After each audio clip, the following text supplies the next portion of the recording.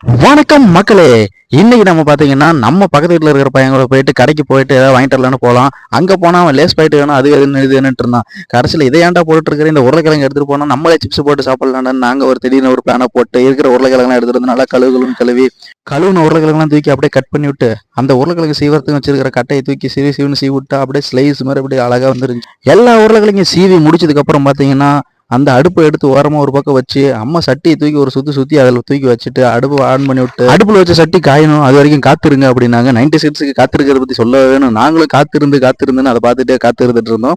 அப்புறம் கொஞ்சம் சட்டி சூடானதுக்கு அப்புறம் நம்மள்ட்ட இருந்த தேங்காய் எண்ணெயை தூக்கி அதில் ஊற்றி எண்ணெயை தூக்கி ஊத்துறப்ப பார்த்தீங்கன்னா நல்லா அந்த பபுள்ஸ் மாதிரி வர ஆரம்பிச்சிருச்சான். அப்படின்னா சட்டி நல்லா காஞ்சிருக்குன்னு அர்த்தம். அப்படியே நம்ம சீவி வச்ச உருளைக்கிழங்கெல்லாம் அப்படியே எடுத்து அப்படியே மேலாவில் பரபரன்னு தூவி விடுற மாதிரி அப்படியே ஒரு ஸ்லைஸ் அப்படியே போட்டு விட்டோம்.